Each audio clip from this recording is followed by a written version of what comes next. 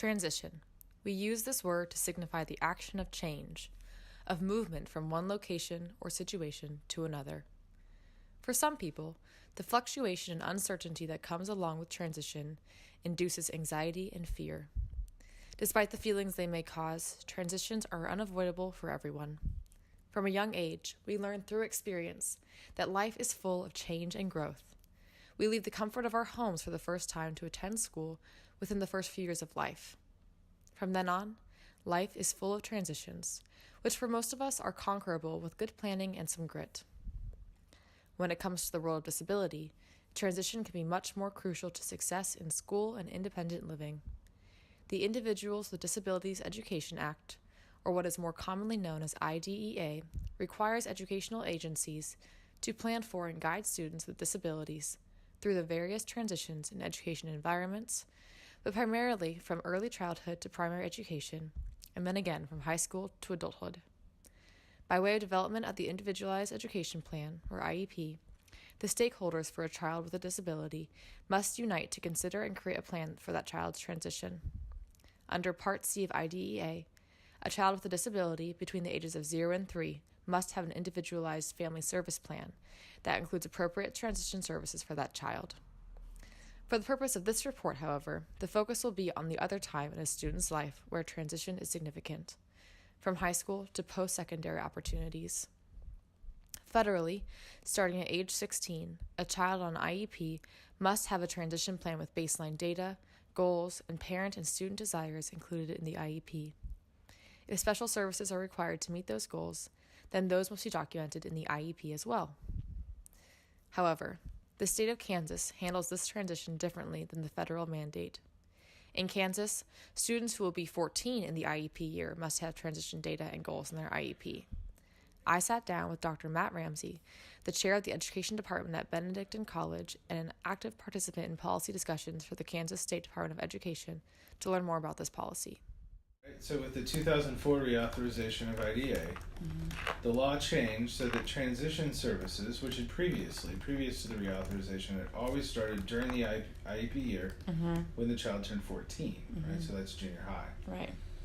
The reauthorization of the law, one of the many changes, was that transition services began during the IEP year when the student turned 16. So we're talking about a sophomore in high school, not an 8th grader. Right, okay. As Dr. Ramsey referenced, IDEA was reauthorized in 2004, and one of the changes that occurred at that time was the shift from requiring the transition plan to begin at 16 instead of 14. Now, since IDEA is a federal document, the states have the option to adapt it for their own population's needs. So why would Kansas want to keep age 14 as the transition age?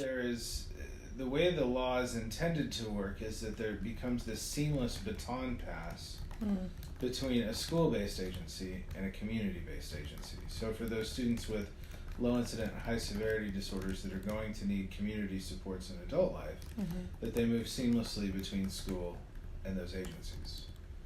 Great. That makes a lot of sense. For individuals with severe needs, it makes sense for their parents, teachers, and other service providers to make a cohesive plan early on for their future living and employment opportunities in order to reach those 4 outcomes of equal opportunity, full participation, independent living, and economic self-sufficiency. But what about individuals whose needs are not so severe? Say, an adolescent with a learning disability in reading, or a teenager who has high-functioning autism.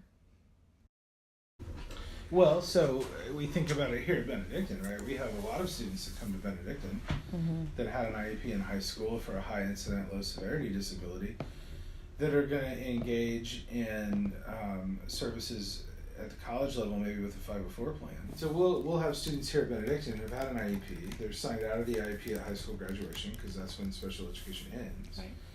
They can bring that documentation to us, and we can use an existing 504 plan.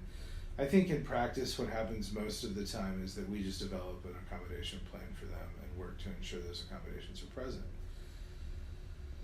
But it's the same logic though, right? So if I have a child who's 14 who has a learning disability, who's, when we look at their ability and achievement in social, emotional, and health and physical and communication, they're college, right? They can go to college and be successful.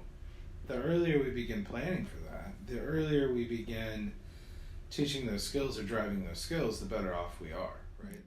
So that's the reasoning behind beginning the transition plan at age 14 rather than 16. For any student with a disability, regardless of the severity, the earlier this happens, the more services and accommodations that can be put into place to help the student plan and execute their desired life path. Of course, this is the ideal. In practice, there are many obstacles to successful implementation of a transition plan. Let's dive into those now. According to the National Center for Education Statistics, in 2015, 16% of 25 to 64-year-olds who had a disability did not graduate from high school. In 2011, only 11% of undergraduate students identified themselves as having a disability. Only 27% of individuals with disabilities were employed in 2015. 3% were unemployed but in the workforce, and the other whopping 70% were not in the workforce at all. Now, statistics are helpful to look at things big picture, but let's dive into the heart of the issue. What are the obstacles for individuals with disabilities as they head into the workforce and independent living? And do transition plans truly help with these? I sat down with a man named Eric, whose daughter is 15 and will need to live in a supported home in her adult life. We discussed the challenges he thinks will face his daughter and how the school has supported them thus far. Her mom and I would like to put her on a wait list to get into a supported home near us as soon as possible because we've heard the wait for that can be years long. Her special ed teacher at school has been really helpful in talking through the options for her, but of course, we're still nervous about where she might end up and if she'll be able to work at all. I know she wants to work. She loves volunteering with the daycare for little kids after school, but I don't know what that'll look like when she's an adult. Okay, great. So, do you think that the transition plan that comes with the IEP has been helpful at all? I mean, it was nice to have her interests and future options written down on that document. I know the school has to do it, so I guess it was helpful to know that they're keeping track of her future needs. It still seems pretty early to me to think about that stuff, but like I said, her special ed teacher has been really great by reaching out to us about community living opportunities. So yeah, I guess it's been helpful. I haven't gone back to look at the actual paperwork since our last meeting, but I could do that if I needed to. So in most states, the law says that transition plans don't have to be in the IEP until age 16. But as you know, in Kansas, it's 14. Mm-hmm. Do you think those 2 extra years have been helpful? 16. Really? Wow. I guess I did just say that it seems early to be thinking about that stuff, but at 16, I think it might be too late. I mean, that's only 2 years away from 18, and at that point, she's supposed to be independent, and I'm glad that we've started earlier, for sure. Eric's concerns are echoed by parents of people with severe disabilities across the country. When should I start thinking about my child's needs? What are the resources available to do that? Dr. Ramsey and I discussed the dilemmas that come along with the transition to adulthood, especially for parents like Eric, whose children will need supported living. Putting that off 2 more years, which then creates a potential situation where you have an individual who you've developed the capacity in, right? With the 4 outcomes of IDEA, you've developed their abilities. Mm-hmm. And if they graduate from high school and they don't do a post-secondary 18 to 21 program, they go right into the community without support. And so in the worst case scenario, you have a student that you've developed all this capacity for, and then they sit at home for 2 or 3 or 4 years until they get off the waiting list into those services. Mm-hmm. And so, I mean, it's like you build something up and then it sort of atrophies. Right. And then when that person enters into those community services, they could be, farther behind than they were when they graduated from high school. Mm-hmm. And so by starting those transition services earlier, schools can have those conversations and help parents make those plans. Another one is for students with some disabilities, the parent remains the guardian past age 18. Right. Right? And so there's a whole legal process that a parent goes through to draw up that paperwork. That again, if you're 16 and it's a family that may not have the economic or sort of the developmental assets to engage in that legal process, by talking about that earlier, we put that on their radar that needs to happen. So it really just is, the earlier we do these things, the more proactive we are. Even to the point that, a high school program can be more well developed to meet the child's needs versus really looking at those needs for 16-year-olds. we could have wasted 2 years of a high school experience Right. not providing instruction that's looking towards their lifetime development. For those students who can and do go to college after high school, there is another problem entirely: their lack of motivation or ability to advocate for themselves. To me, the disconnect at the college level is that the students don't have the agency to seek out that support. Or in high school, it's been a negative stigma for them, and so they don't want to seek out that support, right? Right.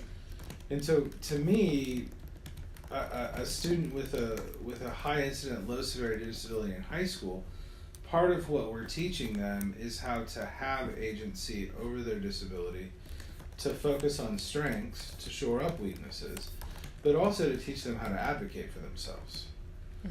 Because in every single class I teach, which is about disability, I talk about our special accommodations, right? It's in every syllabi. I make note of that in every class. Right.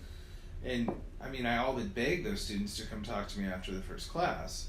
It's typically not until they've failed at something that they're coming to talk to me. Right. And so that just perpetuates that wait to fail model of special education into college. And I don't know if it's because they don't have agency, or they don't advocate for themselves, or they don't want to advocate for themselves. But I have to think that better transition in a secondary environment is going to put them in a better position to do that. Right. The last issue I'd like to address here relates to the family's ability to participate in their child's education and subsequent transition needs.